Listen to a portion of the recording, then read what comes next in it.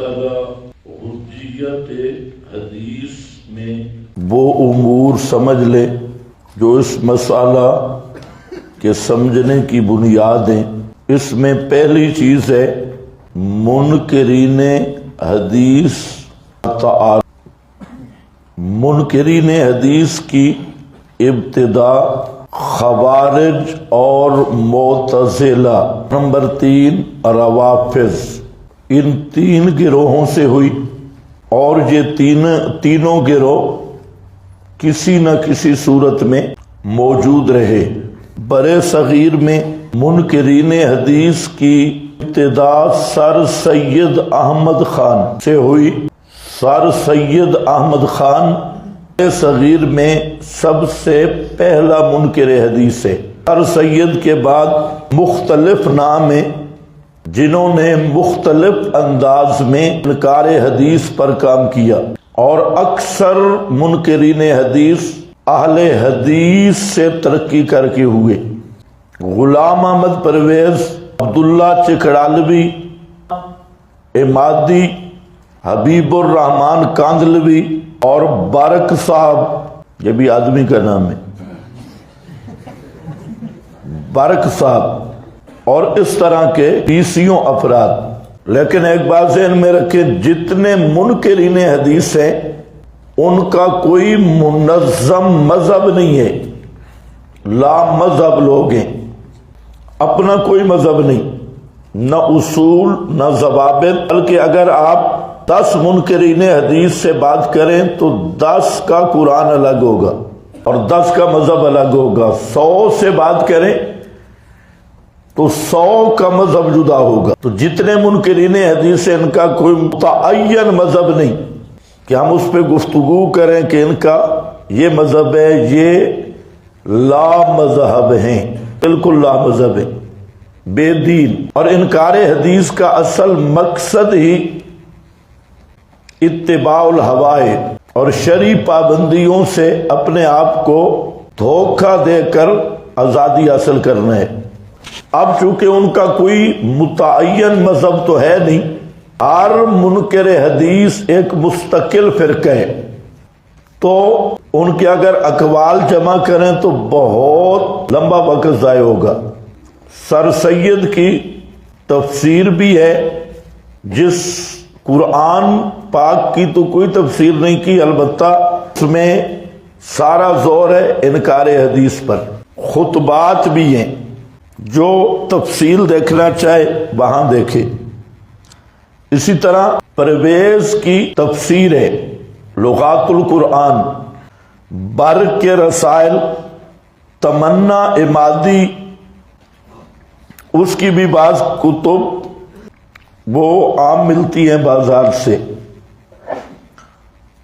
حبیب الرحمان کاندلوی کی مذہبی داستانیں، ان منکرین حدیث کے نظریات کا تجزیہ۔ نمبر 1، نبی کریم صلی اللہ علیہ وسلم پر صرف قرآن نازل ہوا، قرآن کے علاوہ کوئی چیز آپ پہ نازل نہیں ہوئی، یعنی وحی خفی کا انکار۔ یہ نظریہ تمام منکرین حدیث کا ہے۔ نمبر 2، نبی کریم صلی اللہ علیہ وسلم کی حیثیت ایک قاصد اور ڈاکیے کی ہے، معاذ اللہ۔ قاصد اور ڈاکیہ، اس کا کام ہوتا ہے خط اور چٹھی پہنچا دینا، تو آپ کا کام بھی قرآن پہنچانا تھا بس، اس لیے آپ کی اتباع صرف قرآن میں ہوگی۔ نمبر 3، نبی کریم صلی اللہ علیہ وسلم ایک بشر ہیں، اور ایک بشر کی اتباع شرک فی الحکم کو مستلزم ہے۔ نمبر 4، چوتھا نمبر سمجھ لیں، اصل مابہ نزاع، یہ پہلے 3 نکات تھے۔ پہلا نقطہ مابہ نزاع یہ کہ نبی کریم صلی اللہ علیہ وسلم پر صرف قرآن کریم نازل ہوا یا کوئی اور وحی بھی ہے؟ یہ پہلا نقطہ ہے۔ دوسرا نقطہ اختلاف کہ آپ کی حیثیت فقط ڈاکیے کی ہے، قاصد کی ہے، یا منصب نبوت تبیین اور تفسیر ہے، اور احکام الہی میں اللہ تعالی کا نمائندہ ہونا ہے۔ دوسرا نقطہ سمجھو، کیا کہہ رہا ہوں کہ پیغمبر کریم صلی اللہ علیہ وسلم کی حیثیت ایک قاصد اور ڈاکیے کی ہے، یا پیغمبر کریم صلی اللہ علیہ وسلم کا منصب تبیین اور تفسیر اور احکام میں اللہ تعالی کے نمائندہ ہونے کی حیثیت، یہ دوسرا نقطہ ہے۔ اور تیسرا، پیغمبر کریم صلی اللہ علیہ وسلم کی بات ماننا، یہ کس حیثیت سے ہے؟ اس کا تعین، وہ جو کہہ رہے ہیں شرک فی الحکم میں، تو اس حیثیت کا تعین، کتنی باتیں ہو گئی؟ تین۔ یہ تین بنیادی نکات تھے۔ آگے ذرا سمجھنا ہے، چوتھے نمبر پہ جو میں بات کر رہا ہوں وہ سب بہانے ہیں، اس کا جواب ہم دیں گے، وہ سب بہانے بازی ہے، اور آپ کو وہ الجھانے کے چکر میں کبھی کہیں گے کہ حدیث محفوظ نہیں، کبھی کہیں گے یہ عجم کی سازش ہے اور محدثین عجمی ہیں، کبھی بولیں گے حدیث کی کتابت پر پابندی تھی، اور پھر پانچویں نمبر پہ ان کا حملہ ہوگا بعض احادیث کو لے کر، وہ یہ ثابت کریں گے کہ احادیث تو یوں ہوتی ہے لہذا کوئی حدیث بھی حجت نہیں ہے۔ چوتھا نمبر کیا کہہ رہا ہوں؟ حدیث محفوظ ہی نہیں، یہ ایک عجمی سازش ہے، اور پرویز، تمنا مادی وغیرہ یہ شیاطین یہ کہتے ہیں کہ یہ ساری ایرانی سازش ہے، اور نبی کریم علیہ السلام سے 300 سال بعد لکھی گئی ایرانی سازش ہے، عجمی سازش ہے، اور یہ فرقہ واریت کی بنیاد ہے، اور یہ تقسیم کی بنیاد ہے، اور زن ہے، زن کی اتباع نہیں کرنی، اور پیغمبر نے نہیں لکھوائی، بعد میں لکھی گئی۔ پھر بعض روایات کو لے کر کہ دیکھو جی یوں بھی روایت موجود ہے، یوں بھی روایت موجود ہے، تو بعض کمزور قسم کی روایات یا روایت کا خود تحریف کر کے اس کو ذخیرہ حدیث پر فٹ کر کے متنفر کرنے کی کوشش کرتی ہیں۔ تو کل کتنے بن گئے؟ 5۔ کل کتنے؟ 5۔ باقی جو ان کے اعتراضات ہیں وہ آخر پہ آئیں گے۔ اصل میں یہ کوئی مسئلہ ہے آپ کی قسمت کا، یہ اشارات جو ہیں یہ مشینیں چھاپ ہی نہیں رہی، جس مشین پہ جائے خراب ہی ہو جاتی۔ اب یہ بھی 9 صفحے ہیں، اصل تو کوئی میرا خیال ہے 20 صفحات کا مضمون ہے یہ، اور 117 دلیل، اور ان کے غالباً 15 جو بڑے پوائنٹ ہیں ان کے جواب ہیں۔ تو یہ تو ابھی چھپ گیا ہے، ابھی آ جائے گا، لیکن یہ 9 صفحات چھپے ہیں، یہاں تک بھی انشاءاللہ بات پوری ہو جائے گی۔ لکھائی خود جو آدمی کرتا ہے ویسے وہ زیادہ مؤثر ہوتی ہے، بجائے اس کے کہ فوٹو سٹیٹ میں لے، تھوڑا تکلیف کر لی جائے تو بہتر ہوتا ہے۔ اب آؤ، یہ 5 امور ذہن میں رکھ کے سب سے پہلی بات، پہلا نمبر، اچھا ان سے گفتگو کرنے کا طریقہ ہے کہ جزیات پہ گفتگو نہیں ہوگی. جزیات بہت ہیں اس میں. حضرت عیسیٰ کی حیات کا انکار، دجال کا انکار، کہتے ہیں ہم خود آ گئے تو دجال کی کیا ضرورت ہے. اور اس طرح معراج کا انکار، معراج النبی کا انکار، علامات قیامت کا انکار، نزول عیسیٰ کا انکار، اور پھر آگے چل کے نماز کا انکار، پھر آگے چل کے زکوٰۃ کا انکار، پھر حج عمرہ کا انکار، پھر قربانی کا انکار، اور پھر آگے اس سے بھی ترقی یافتہ ہے. آخر پہ بالکل یعنی داہریہ پن ہے اور الہاد ہے. تو یہ آپ سنیں گے بڑے بڑی چیزیں، وہ آپ کو الجھائیں گے. ان پہ مناظرہ کرو جی، حیات عیسیٰ پہ جی، دجال پہ جی، فلاں پہ. تو یہ جزیات ہیں، لیکن اصل بنیاد کیا ہے؟ پہلے 3 نکات ہیں جو میں نے ذکر کیے. سمجھ گئے میری بات؟ پہلے 3 نکات. نمبر 1، نبی کریم صلی اللہ علیہ وسلم پر صرف قرآن نازل ہوا یا کوئی اور وحی بھی ہے؟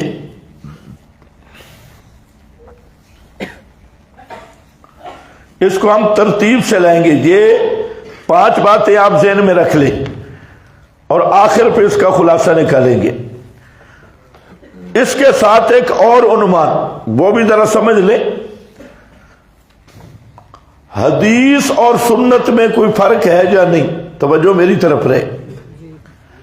بعض ان کے جاہل یہ کہتے ہیں کہ ہم حدیث نہیں مانتے، سنت مانتی. حدیث ہم نہیں مانتے. یہ اتنی جہالت ہے کہ شاید ابو جہل بھی اتنا جاہل نہیں ہوگا. یعنی بالکل لم یبج، بڑھانے کا کوئی کھوتا بھی اتنا پاگل نہیں کہ جتنا یہ ہے کہ حدیث نہیں مانتے اور سنت مانتی.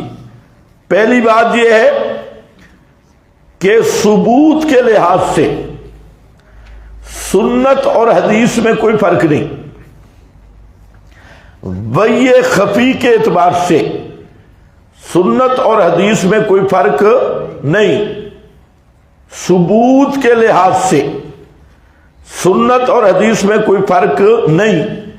وحی خفی کے لحاظ سے سنت اور حدیث میں کوئی فرق نہیں. ہاں عمل کے لحاظ سے سنت اور حدیث میں فرق ہے. یہ بات ذرا سمجھو. عمل کے لحاظ سے سنت اور حدیث میں فرق ہے. اور وہ کیا ہے؟ عمل کے لحاظ سے حدیث عام ہے اور سنت خاص ہے.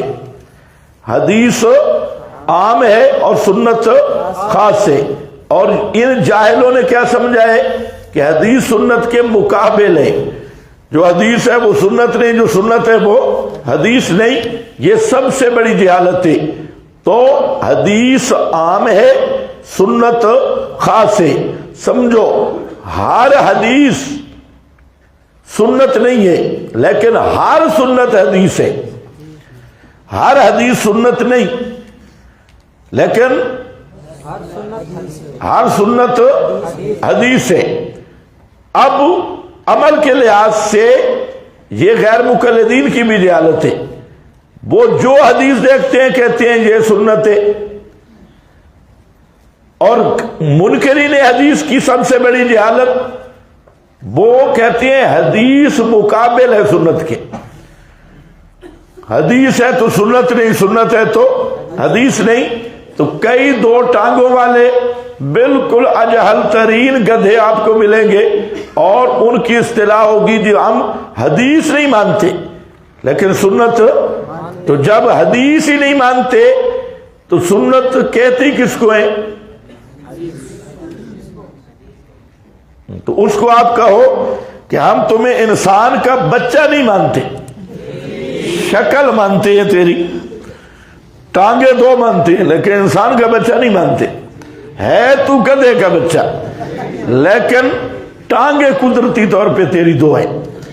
खुदा के बंदे इतना भी मोटी सी बात नहीं समझते, और ये एक नई इस्तिलाह आई कि हम सुन्नत मानते हैं, हदीस नहीं मानते। असल बात क्या थी और चक्कर क्या दिया? मैंने कहा सबूत के लिहाज से और बैये खफी होने के लिहाज से सुन्नत हदीस में कोई फर्क नहीं है। आप पढ़ते हैं, तमाम उम्मत का इत्तेफाकी मसला है, सुन्नत 3 किस्म पे है, हदीस 3 किस्म पे है, तकरीरी है, कौली है और फेली है। इसी तरह हदीस भी। और जब आप बात करते हैं तो सबूत के लिहाज से जब बात करते हैं, खबरें वाहिद है, मुतवातिर है, मशहूर है, अजीज है, फला फला, वो क्या है? वही सुन्नत है, वही हदीस है। जब उसूल में बात करते हैं, आप कोई उसूल की किताब उठाएं तो वो सुन्नत है और वही क्या है? हदीस है। हाँ, खबर और हदीस में एक फर्क किया गया है, लेकिन सुन्नत और हदीस में सबूत और बैये खफी होने के लिहाज से कोई फर्क नहीं। हाँ, ये बात जरूर है, अमल के लिहाज से फर्क है। हर हदीस सुन्नत नहीं है, लेकिन हर सुन्नत हदीस है।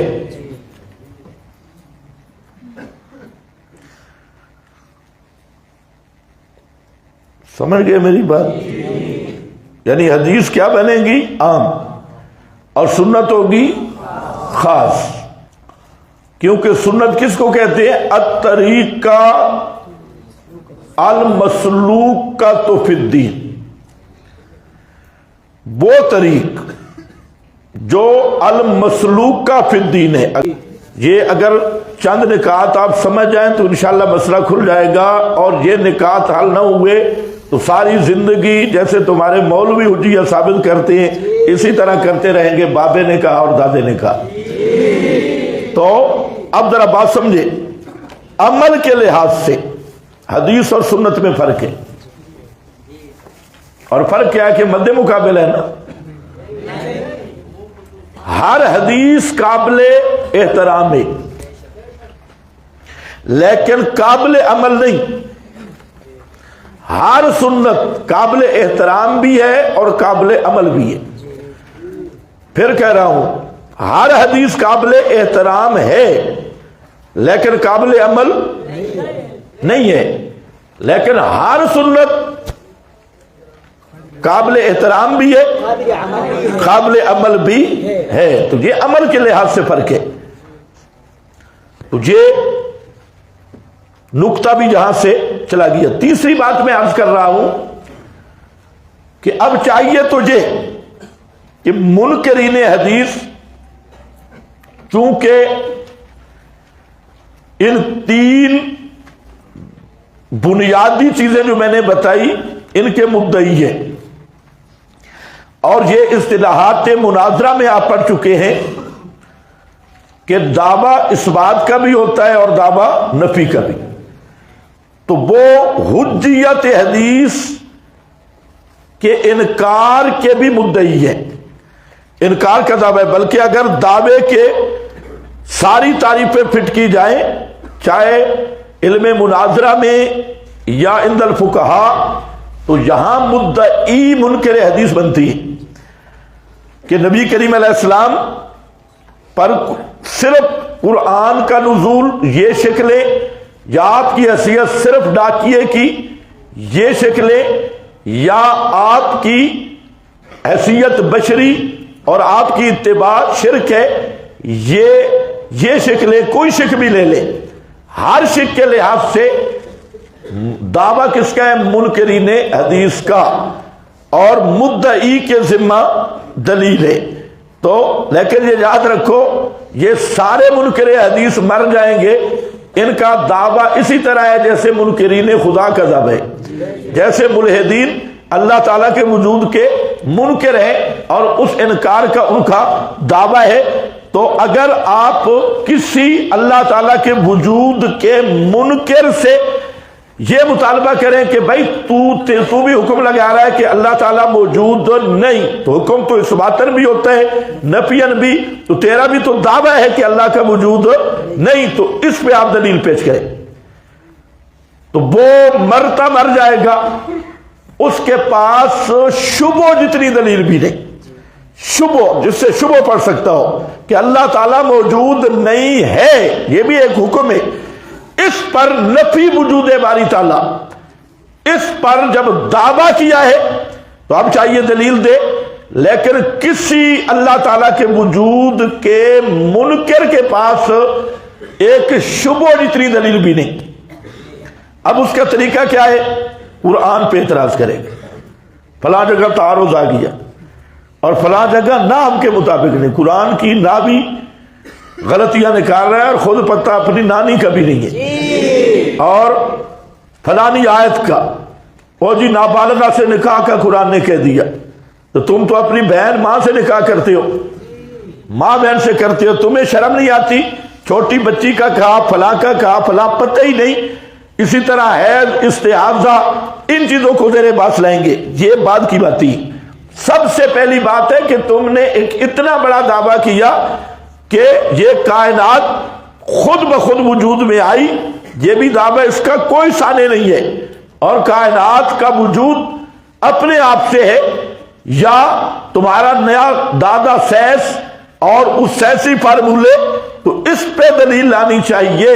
لیکن کسی بھی اللہ تعالیٰ کے وجود کے منکر کے پاس دلیل نہیں ہے. اسی طرح حدیث رسول کے منکر کے پاس، منکرین حدیث جیسے اللہ کے وجود کے منکر کے پاس کوئی دلیل نہیں، منکرین حدیث کے پاس بھی اپنے دعویٰ پر کوئی دلیل نہیں ہے کہ پیغمبر صلی اللہ علیہ وسلم پہ تینوں شکوں میں یا تینوں کو ملا کر کہ پیغمبر کریم کی بات حجت نہیں ہے، آپ صلی اللہ علیہ وسلم کی اتباع لازم نہیں ہے، یا آپ پر کوئی صرف قرآن اترا ہے اور کوئی چیز نہیں. تو یعنی تینوں شکوں میں سے یا تینوں کو ایک عنوان دے کر انکار حدیث والا ان سے مطالبہ کریں کہ اس پہ آپ دلیل لائیں. دلیل نام کی کوئی چیز حدیث اجمیوں نے جمع کی ہے، یہ کون سی دلیل ہے؟ یہ تو حدیث پہ اعتراض ہے، انکار کی دلیل لاؤ. امام بخاری، مسلم، ابو داؤد، ترمذی، ابن ماجہ، نسائی ایران سے تھے، تو اب آیت پیش کرو کہ ایران والے بات کریں تو حجت نہیں ہے، مکے والا کریں تو حجت ہے. یعنی ان کی بات ذرا انداز دیکھیں. تو میں جو آپ کی بات آپ کو بتا رہا ہوں، ان کو کہو دلیل لاؤ، کیونکہ تم نے 14 صدیوں میں پوری امت سے ہٹ کر ایک نیا ایشو کھڑا کیا. اذا تورے تارا کا تورے کا، اور ہے بھی یہ امر زائد، ہے بھی خلاف زائد. اس پر دلیل لاؤ، دعوے کی کوئی تعریف بھی ہو، لیکن یاد رکھ لو یہ منکرین حدیث الٹے ہو جائیں گے، ان کے پاس ظن کے درجے میں بھی دلیل کوئی نہیں، بالکل نہیں. اب ذرا آؤ، تین چیزیں پہلے مقدمہ میں تین چیزیں آئیں گی، سمجھ لو. اب لکھنا چھوڑ دو، آپ کے پاس آ گئے ہیں کاغذات. تین چیزیں آئیں گی. نبی کریم صلی اللہ علیہ وسلم نے